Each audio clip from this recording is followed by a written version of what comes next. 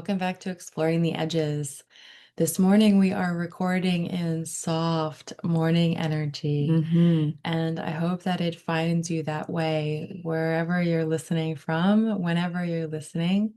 I hope that you can relax into this conversation and just receive it with an openness Yeah. and a gentleness. Yeah, we're gonna just jump right in because Hmm. everything came in this morning and we're gonna try to just get it out in a way that really reaches. So today we want to talk about being energetically sensitive. Yeah. And I think that this feels like such an important conversation right now because we are shifting through so much. Yeah. And I think at the end of the day, it does sort of come back to our friend, the nervous system. Good old nervous system. Yeah, who is the central intelligence of all of our experiences, whether they are, regular life experiences or they're like woo-woo experiences. Yeah. And at the end of the day, coming back into this intelligence, our nervous system. And I wanted to start to frame this conversation around a book that was pivotal for me to read maybe a couple of years ago. And it's called The Highly Sensitive Person. Yeah. And I really recommend checking this book out. If you're drawn to this conversation, if you're listening, probably you have a sensitive nervous system. Yeah. And it is not a good thing or a bad thing. It just is. Yep. It just is a qualifier of the way that we're able to perceive the world around us or the way that we do. And so this book, The Highly Sensitive Person by Elaine Aron, I think there might even be a quiz that you can take to see if you're a highly sensitive Yeah, person. probably. But this book really walked through a lot of the things in my life that I was really struggling with. And it was before I brought awareness to any of my intuitive gifts or, before we can really harness ancestral gifts, intuitive gifts. I think we do have to start really at the bottom, which is acknowledging that we have a different type of nervous system. Yeah. And I think quizzes, like sometimes they're silly and fun on the internet, but they can be incredibly validating Hmm. because I don't know if you've had this experience where you're like taking a quiz, am I? And you see a question there and you're like, probably nobody else is saying yes to this. Like, Yeah. this quiz is for me. This is why I'm taking this. Like, yes. Yeah. And so some of those, like pulling out those finer, um, ways that we experience the world that might be different from somebody else can be incredibly validating. Yeah. So I just wanted to recommend this book and then really sort of speak into what it means to be highly sensitive or energetically sensitive. Yeah. Sounds good. So I think a lot of us, um, maybe all of us, maybe all of us have experienced a situation where we have walked into a room and been like, ugh, Yeah. or we know that, when someone says like, oh, I'm fine, like they're not really fine. Yeah. And you just know that they're not fine. Yeah, and Yeah. it's not always this like deep, moonlit, intuitive wisdom. Yeah. Sometimes it's just your nervous system responding to the environment. Yeah, for sure. And so I think if we view it in that light as a separate tool of experiencing from intuition or from, it's a mix of like empathy and like biology, right? Our Hmm. nervous system is responding to the environment around us. Yeah. And so when we've had these experiences where we're aware of a deeper layer of energetics in the room or in a conversation or even in our own lives when we're thinking about like, oh, should I take that road trip to California? Yeah. And we have that like, our body like contracts or Yeah. expands. Yeah. Yeah, for sure. And so it doesn't have to be, large and complicated. It can just be this noticing of these small responses from the nervous system to energy. Hmm. And when we start to do the work to uncover our gifts, and everybody possesses the same abilities to sense and feel energy. Yeah. Well, yeah, this is also part of the way that we survived, I think, Hmm. Yeah, sure. Yeah. From like group Yeah, evolutionary dynamics. exactly. Yeah. Yeah. Yeah, and so we can all tap into this. It's not like, some people have the gift and some people do not have the Hmm. gift. Everybody does. And so I think the book really starts to highlight the demands of this this nervous system being sensitive. And so this means we need more rest. Hmm. This means we need sometimes less stimulus.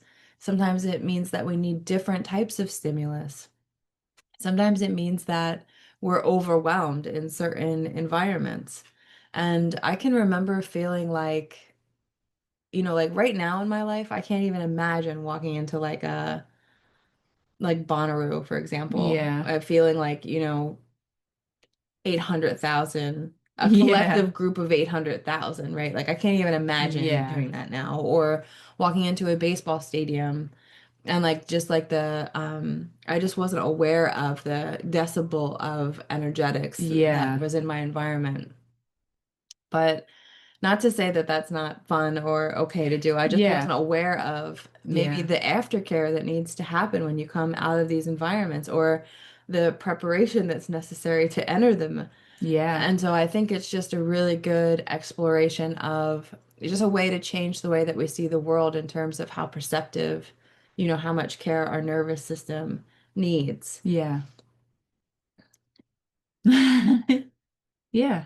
And as we sort of step deeper into that, I think naturally what comes next is needing to be able to manage the energy of a group as it relates to us.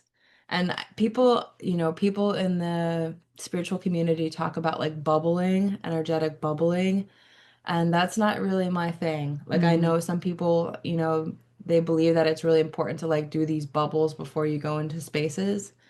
Um, and maybe if I did have to go into those type of Yeah. spaces, I would be more interested in using those types of techniques. Yeah.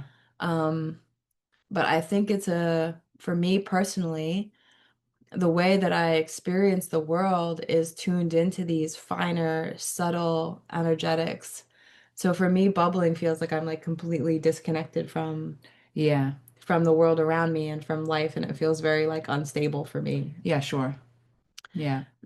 But I think something that I also wanted to speak into before we move into like clearing energy is that as we're interpreting these energies in the room, the energy in a group, the energy in a class that you're in with your partner. Hmm. You're having a conversation, you're like, I don't feel like this is really Hmm. like something else that's happening. We have to be aware, it is our responsibility to be aware that we are always translating what we perceive the energy around us to be through our own channel. Hmm. And so sometimes we can feel like, oh yeah, like I'm sensitive. I'm picking up on this. Yeah. I'm picking up on something else. Yeah. And what we're really picking up on is distortion in our own field. Sure. And so it's really tricky, especially when you start working with this like extra sensitive perception, to remember to recognize that your work is to clear your channel Yeah. so that as you perceive these nuances in the energetic fields around you, you're certain that you're not projecting from a place of a shadow, a place that Yeah. you haven't already explored and haven't seen. Yeah, I think that's really easy to do, you know? Yeah, for Yeah. sure. Yeah, because I think it's work. Yeah. Yeah, of course. Yeah, it's work. And it's always tuning into, it's like having that devotion to ask, like, okay, what I'm sensing in this conversation is that they are feeling guilty. Yeah. Maybe you're like, I feel like no one's talking about this, but I feel this like guilt. Hmm. And so, however we tune into our higher selves, however we clear our channel before we make any decisions around that information that we've gathered, it is our responsibility to call ourselves into that center and say like, okay, am I picking up on guilt because it's an energy that's unspoken in this conversation, or am I picking up on guilt because it's highlighting a place of mine that I feel guilty around. Hmm. And so, and it's not like, I mean to say it like it's not like every conversation you have has to have this like long drawn out shadow Yeah. process. But I do think that sometimes when it comes in loud. Yes. Yeah, for sure. Yeah, and being able to like discern between this is something that's coming in and this is something that's present, that's activating, and this is something that's activating me or activating them, and being able to like pull that yarn apart to see like what the deeper layers of that. Yeah, before just jumping to a conclusion. Yeah, because Yeah. it's really harmful actually to be like, no, I'm extra sensitive. I have this extra perception. Yeah. This is my intuition speaking. This is how Yeah. you're feeling. Yeah, Like exactly. we've all been around, I think, those kinds of people. Yes, I think so. And like that's not great either. Yeah. But it's hard sometimes on the other side when you're having these conversations and you're like, you have this like extra knowing Mm, and not responding to it in the context of a way that's harmful. yeah. But anyway, I just wanted to say that what we're always doing is processing this extra sensitivity through our own channel. And depending on how clear our channel is, how much work we do every day to clear that channel, to activate that channel, to protect the integrity of that channel energetically, um, this is everything is through it's not a distortion, but it is through the lens of your own Yeah. perception. Yeah. Everything is, highly sensitive or not, everything. Yeah. Everything is. Yeah, you're right. Yeah.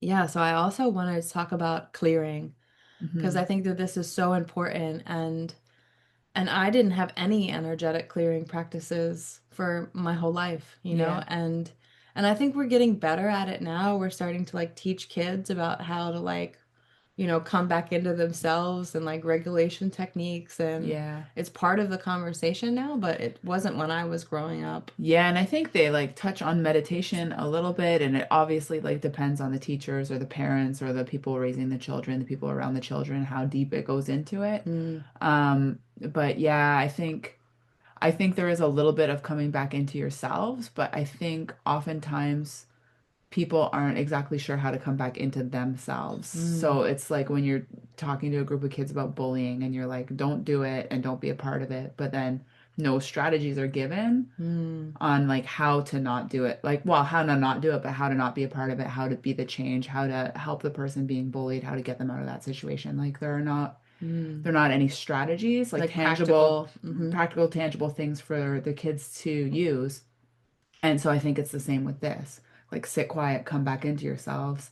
And you can say that to a kid, and maybe they're a little bit closer Yeah. to being like, oh, okay, I get it, than an adult. Yeah. But still the same. I think it's important to have like maybe some practical things that you can practice, to come back to yourself and also to clear, which I think is related but not the same, Yeah. because we're constantly like, you can think of yourself as like a staticky balloon, just like walking through the world, picking up stuff that you don't even mean to pick up and that you don't even realize you're picking up. And then you wonder why you feel like weird. Yeah. Or Yeah. a sponge, I Yeah, think. sure. Yeah, I Yeah. agree. And I think if we hold this, if we start to picture ourselves as sponges, Hmm. then we can see like where we've touched. And it's interesting, I'm thinking now of like, remember when we were all like super hyper aware when COVID first happened? Yeah. And we hadn't thought one single time about the surfaces that we had touched before Yeah. that happened. And then all of a sudden we're like hyper aware of like how many things we've touched and when we Yeah. touched and if we washed our hands since we touched If we that touched our thing. face since we touched the thing, since we touched the whatever. Yeah. Yeah, Yeah. and so for me energetically, it's sort of the same thing. Mm. And I think as you start to pay attention, you're like, okay, well, my sponge was in this super chaotic work meeting. And then the same, I took that same sponge home into maybe a conflict with my partner. And same sponge is the one that's like painting like it's the same. Yeah. And so it really is this intentional act of like, what practices do you have to like put that sponge in a bucket and like wring it out? Like Yeah. how are we clearing this sponge? Because it is true, we're picking up on so many things that even me, a highly sensitive person who's really in tune with her ancestral gifts and intuitive knowledge and mysticism, Hmm. really familiar with the territory of walking these different worlds, I still only see a tiny fraction of what I'm encountering, Yeah. right? And so we can start to see that this sponge is full of stuff that we don't even know, even if we're Yeah. intentional about. And so we do have to have this. And for me, when I'm not doing this daily, it really starts to accumulate and add up. And yeah, sometimes life happens and I forget that I'm supposed to be doing these things. Sure. And then eventually I'm like sitting in this hole that I don't know. I Yeah. don't know how I got to. Yeah. And it's because I haven't been clearing. Yeah, it's not even your hole. Yeah. Yeah. And so before we can work in the world, we have to be sure that like the sponge that we're working with is just our sponge. Yeah. And especially in the healing community, especially as healers or space Hmm. holders, people who are holding other people intentionally in service, like you you cannot, right? Yeah. And so I think we do have, and maybe I'm speaking to the healing community now in this moment. I think we do have, before we sit with a client, we have this whole large, we should have this whole large process, practically for clearing our energy, attuning to their energy, grounding, calling in the wisdom that we're going to be working with, right? We should have this whole large process, and it's time consuming. It takes a long time. Yeah.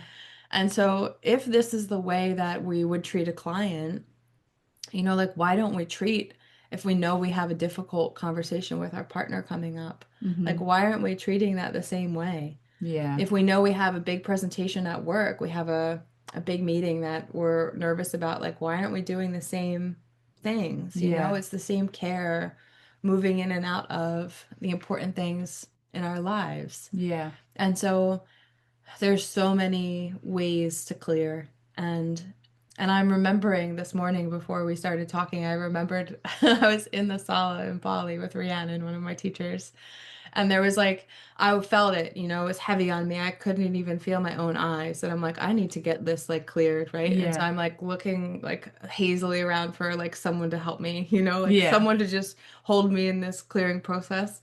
And I like see Rhiannon and I'm like, I need to be cleared, like I am. Just you just like walk out covered in goop of some kind. And I remember like her being like, okay, no problem.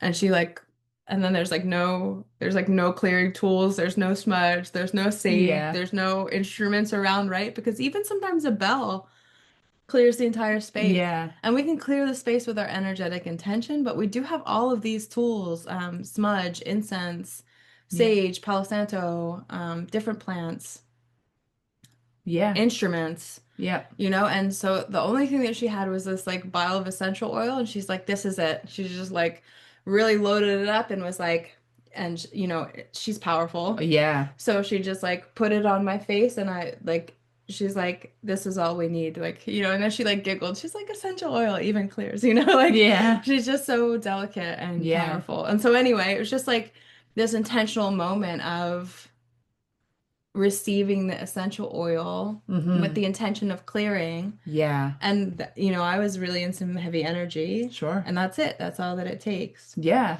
And so it's about building these practices and like habit stacking even, Yeah. right? Like Absolutely. so if every time you're in the shower, because we do get in the shower Yeah. regularly, if every time you're in the shower you take a couple of moments to just imagine that the water in the shower Hmm. is just clearing any energy. I always say what I say is help me clear any energy that is not mine or that does not serve. Yeah. This is what I say. Yeah. And so I just imagine that the water is moving through me in a way that's just like rinsing out the sponge, taking Yeah. any residue. Yeah. It's not just over your body, it's all the way through. It's in. Yeah. Yeah. And I think we can, and everybody relates to the elements differently. Sure. Some people are really in tune with fire. Hmm. Some people are in tune with water or air. I Yeah. know for us, every time we feel a strong gust of wind, this is what Yeah. we do. We sink Oh, right away Thank you, Brother Win, for coming. Yeah, I've been doing that for years. Yeah, we Wind is so clear. powerful. Yeah, we Yeah. clear.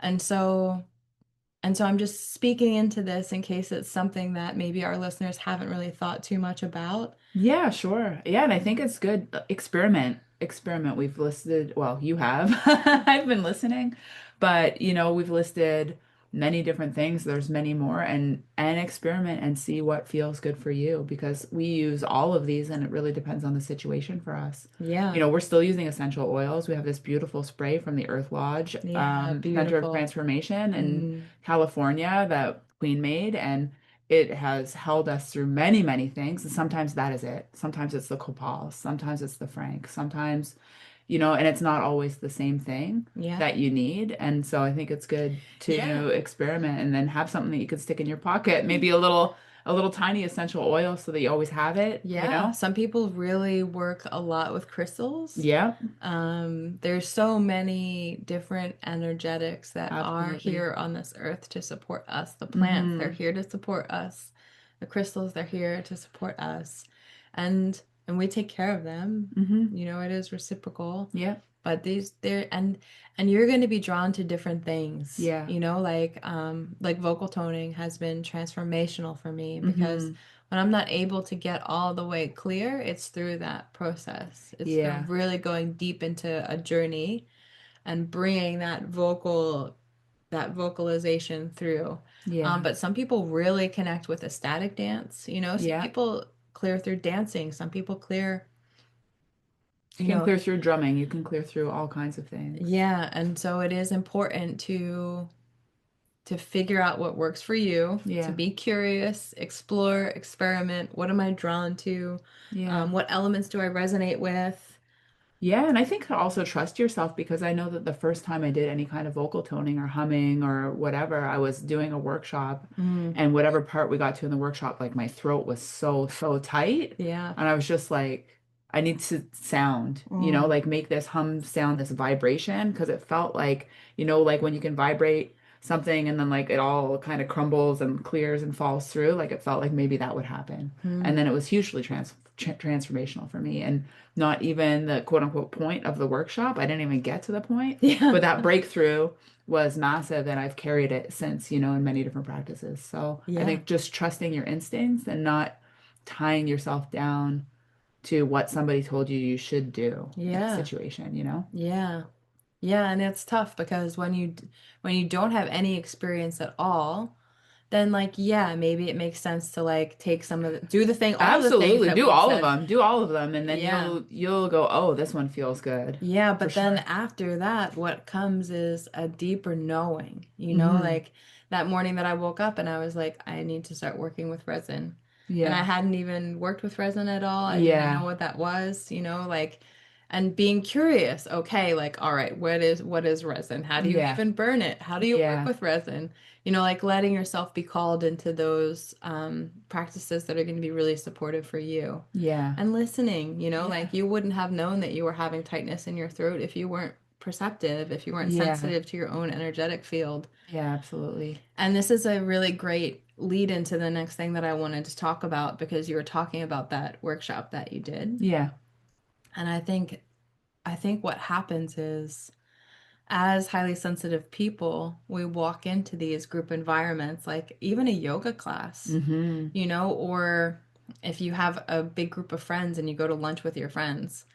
Well, we went to a Christmas party that wasn't even a huge group, and we felt completely hungover the next day. Yeah, Like to not a pace. drop of alcohol. Like we were completely destroyed. And this is with clearing practices and everything. Hmm. It's really wild when you start kind of piecing it together. Yeah, and then you think about like, the rewilding workshop that we did Yeah. over this last weekend. I think Sabrina said there was 10,000 people that were in that container. Yeah. And so you do get better at being intentional with the space that you hold. Hmm. You do get better at it such that you're able to focus. This is the masculine calling in the Yeah. masculine, such that you're able to focus and direct and bring presence to specific things. But before you have that knowledge and that practice and that awareness, you're open. Your Yeah. sponge is just open. You're just Yeah. you're just sponging up all of the things. Yeah. And so, another thing that I wanted to talk about today, and I'm not sure why this is so loud, but as we move into these group energies, these group containers, Yeah. it's so important after the event to do your clearing practice, do your grounding Mm-hmm. practice, and then hold the intention to separate yourself from that group energy. Yeah. Because this is such an important teaching, even in, so I've had some experiences, I've done some work in terms of like house clearing, Mm-hmm. where I've cleared entities or spirits, Yeah. misplaced energy, dissonant energy from spaces. And what happens is sometimes we leave these doorways open. You know, we're open in the space because we're open energetically. We're energetically receiving from the group. We're holding space. And then sometimes we leave the group and we're not intentional about these doorways that have been left open. Mm-hmm. And so sometimes what we're doing without knowing is we're carrying that energy forward. And this is like sometimes we talk about cord cutting, like Yeah. there's a lot of information around cord cutting, and that's important in certain situations. But I think even just holding the intention after we depart from these group settings, these group classes, especially where there's an energetic focus, you know, like it's one thing to go to like a, I don't know, like a softball game or Yeah. something. And it's different when you go to a space that's intended to be energetically activating. Yeah. And so just holding this, even like a yoga class or a nidra, right? Like Yeah. we're opening. And so we have to remember to close again Yeah. after and really disconnect ourselves from the energy of the group.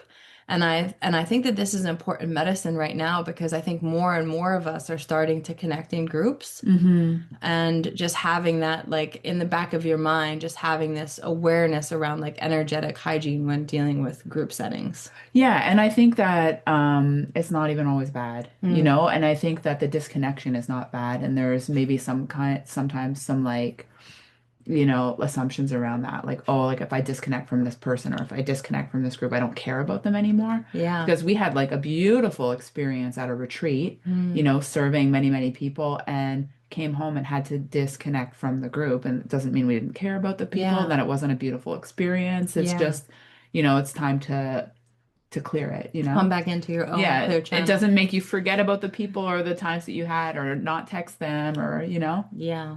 Yeah. Yeah, it's important to speak into that because there is sometimes some guilt that comes with like Yeah. coming back into yourself. Yeah. Yeah, I think we've been taught that, but coming into yourself doesn't mean that you're separating from, you know, necessarily in the way that we assume. Sure. Yeah. Yeah, and then I guess the last thing that I want to say is as we start to really settle into this new awareness and we feel like we have some control over it, even we're able to turn it on in certain settings Hmm. and bubble or not turn it on in different settings. We have this feeling like our sponge, we're able to clear it, and that gives us a sense of like stability and control and power, you know, because before we're able to impact our sponge, we are just the environments around us. Sure. And so learning to be able to work with those energies, release them, come back to yourself, you know, it's a complete game changer in terms of highly sensitive people Hmm. or people that are hiding from their gifts. Yeah. So it's complete game changer.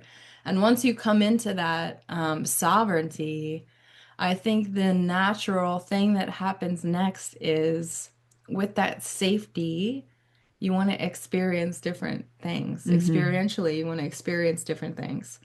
And so then, you know, I think in my own journey, then I started feeling like, okay, can I connect with the consciousness of trees? Like, Hmm. oh, I can. Okay. Hmm. Can I connect with other realms? Okay, I can.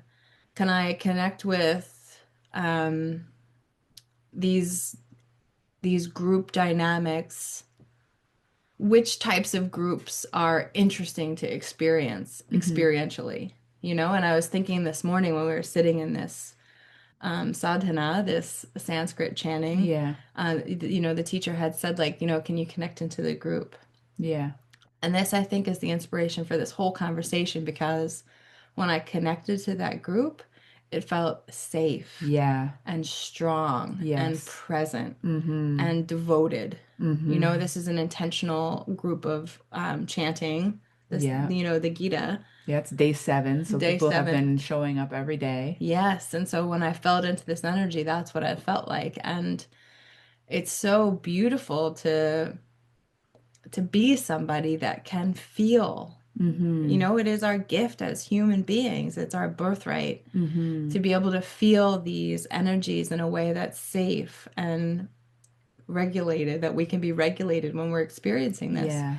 Because it's also interesting to feel into groups where there's darkness. Mm-hmm. Experientially, it's interesting to feel where there might be dissonant energy.